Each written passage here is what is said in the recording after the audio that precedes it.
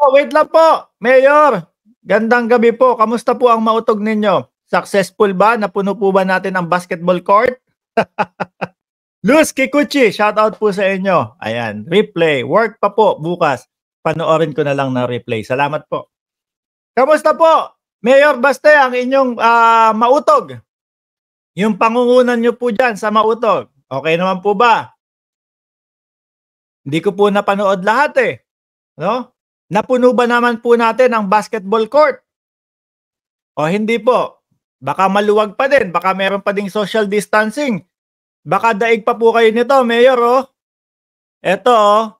Baka daig pa po kayo. Saglit lang. Ipapakita ko po sa inyo, Mayor. Baka daig pa po kayo nito. Oh. Mayor, oh. Kamusta po yung inyong mautog?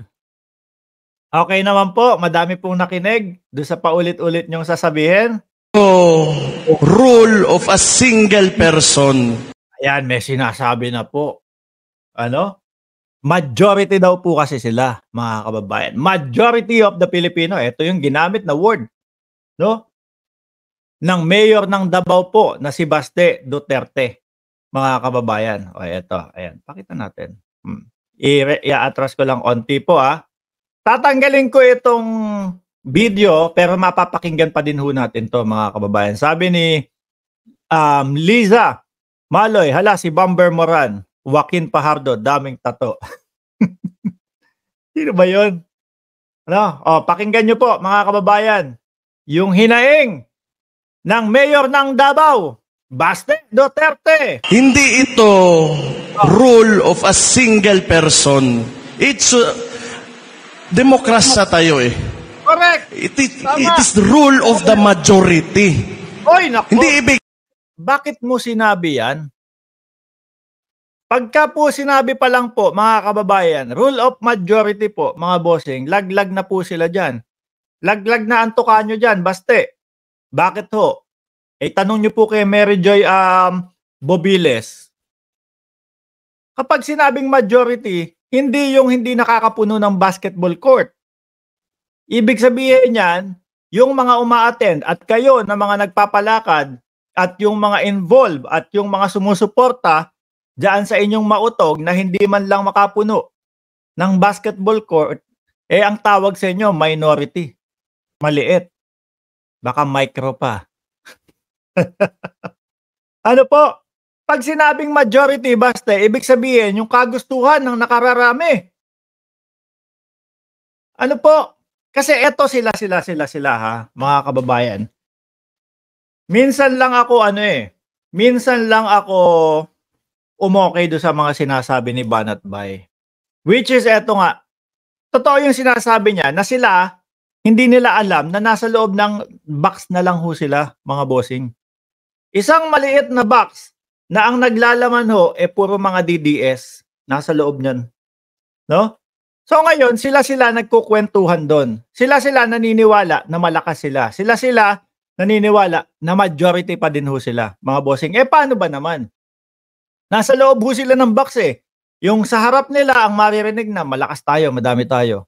Yung sa likod, maririnig niya, malakas tayo, madami tayo. Kaliwa, ganun din ho. Kanan, ganun din ho. Kahit saan siya umikot, yun yung naririnig niya, mga kababayan. So akala nila, malakas pa din po sila, mga bossing. Pero subukan nilang lumabas doon sa box na yon, mga kababayan, makikita nila tayo. Hala! Sabi doon sa mga nakapalibot sa atin, malakas tayo. Ganon din ho doon sa mga politiko, mga kababayan. Ano? Yung ibang mga politiko, na ang akala nila, malakas sila kasi umiikot lang po yung pandinig nila at yung paningin nila doon sa mga nakapalibot sa kanila. Lumabas sila ng box nila. Nakita nila tayo. Hala, ang dami palang mga vloggers na sumusuporta sa Pangulo. Ang dami palang mga nakikinig sa mga vloggers na sumusuporta sa Pangulo. Ano? At ang daming mamamayang Pilipino sa sumusuporta sa Pangulo. Akala ko, puro Duterte ito. O di ho ba? Nagulat sila ngayon. Kaya kailangan yung lumabas sa inyong box para malaman nyo talaga, no? Yung katotohanan. Sampaling kayo ng katotohanan naoonti na lang kayo dyan. Paikot-ikot kayo dyan sa loob ng basketball court ng mautog ninyo. Paano ho yun? Di ba, mga kababayan? Paano po iyon? Patuloy natin itong sinasabi ni Baste. Baste! Go! Ibig sabihin na kung anong gusto mo mangyari o gawin mo, yun na yung mangyayari dyan. Kailangan mong pakinggan yung boses o ano yung mga sentimento talaga ng mga tao. And Mga kababayan, ang sentimento ng tao, wag mo nang, mahal na Pangulo, wag mo nang pakinggan yung mga nagmamautog na yan. Sila-sila lang naman ho yan eh. Ang taong bayan po naniniwala sa inyo. Paano yan? Baste. Di ba? Paano yan? Baste. Malakas daw ang hatak mo, Baste. Ni hindi mo napuno yung basketball court. Half court ba o full court yan? Baka half court lang, hindi pa napuno ni Baste. Bakit? Si Baste na ngayon ang muka ng ng mautog. Nasaan na si dating Pangulong Duterte? Siya yung laging nag-iimbita. Ba't hindi na ho natin napapansing sumasama? At ito pa nakita natin mga bossing With matching pag-iengganyo, pag-aaya, pag-iimbita ng dating Pangulong Duterte, tapos makikita mo ganun lang yung mga pumunta. Makikita mo onti pa din ho sila.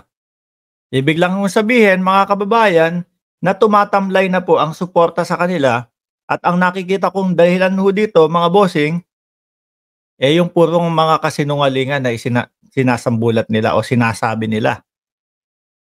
Mga kababayan. Yung puro paninira na lang ho ang mga sinasabi nila. Tuloy. Unfortunately, now, that is not happening. How can you govern a state or a nation? Konti na nga lang kasi kayo. Diba? At yung mga hinaing nyo, wala namang mga kakwenta-kwenta. Hindi daw ho nangyayari mga kababayan yung hinaing ng taong bayan. Konti lang kayo mas madami yung sumusuporta sa Pangulo at ang sinisigaw pa, wag kayong pansinin. Di ho ba? Yayaning, shout out sa iyo. Sabi ni Yayaning, nagte-testing si Tanda kasama ni Kibs. Pumapalmulib pa kaya si Kibs? Siguro dahil nga isa sa nakikita ko din ho mga kababayan kung bakit hindi na masyadong tawag dito present ang dating Pangulo, mga bossing. Baka dahil June na po ngayon, hindi na pwedeng pakalat-kalat, hindi na pwedeng magpakita lagi ng pisikal sa taong bayan. Baka magkabulagaan po kung kailan sa mautog pa, kung kailan pa ho sa mautog, doon pa nadampot. Doon pa naserban ng International Criminal Court, mga kababayan.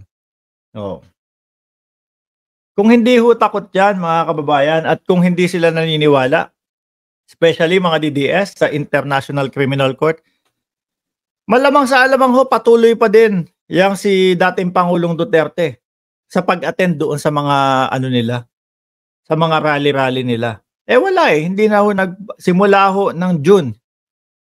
Puro pa video-video na lang ho, mga kababayan. Kung meron tayong mga makita na mga picture, litrato, mga bossing, doon na lang sa mga close nila. Bongo, yun na lang po, inaaway pa ni Baste Duterte. Pero akala naman nila, maniniwala ho tayo doon, mga kababayan. Maniniwala tayo, mga bossing, pag si Bongo nga, nasabi nung isang natin dito, subscriber, itinuro kung nasa si Kibuloy. Maging si Bongo, maging star witness siya. Laban doon sa mga EJK, etc. at kung ano-ano pa, mga kababayan, na naging palpak ho ni dating Pangulong Duterte. Sabi ni Mac Journal, laos na yung style nila na mala Baron Geisler na sanggano. Si Baron nga, nagbagong buhay na maayos na, matino na Kaya nga sabi dito kay Baste, sabay tayo, magpa-test tayo. Mhm. Mukhang hindi naman pumalag. Huwag tayong maniwala kay Baste at Bongo, palabas lang nila yan, huwag na tayong maniwala. Correct. Kailangan ho kasi nila magkaroon ng maiiwan do'n, ano po, na magiging kasangga ni Robin Padilla, mga kababayan. Kapagka walang naiwan sa Senado, ay Diyos ko po, mga boss chief, amo sir, etong mga DDS na po ito, mga politiko nila, kalimutan na po yan. Malilimutan na po ng taong bayan yan, mga bossing. Aminin ko po sa inyo, mas gugustuhin ko pong iboto yung mga kakamping ko. No? Kunyari eto, sa listahan ng Pangulo, merong 8, no, na talagang sasabihin ko na, tiwala ako dito sa mga ito. Kulang pa ako ng 4. May 4, si Bongo, may 8 pagpipilian, si Bongo, si Philip Salvador, si Bato de la Rosa o kung sino man, no? 4 sa Duterte, tapos may 4 na pagpipilian ka para makumpleto mo yung 12. Trillanes kung sakali na magbago ang isip. Lenny Robredo po, mga kababayan, sino pa? Actually, yung dalawa pa lang ang Riza Ontiveros, isa pa. Mas pipiliin ko ho yun dito, mga bossing No, yung mga kakamping na na oposisyon. Parehasong oposisyon yan. Oposisyon, na totoong oposisyon, na kapagka hindi talaga okay para sa kanila, yung ginagawa ng gobyerno, doon lang ho sila magsasalita. Dito, okay na ginagawa ng gobyerno, gagawa nila ng issue, gagawa nila ng kung ano-anong paninira ho. Pwera na lang ito. Dito na tayo. Kasi po, kailangan pa din po ng oposisyon ng gobyerno ng Pilipinas. Kahit na po 100% tiwala tayo kay PBBM, kailangan pa din po may nag-check and balance. Lorelai Jesener, agree Mark, kung ipahuli ni Bongo si Kibuloy, maniwala pa ako siguro sa drama nila ni Baste. Correct po.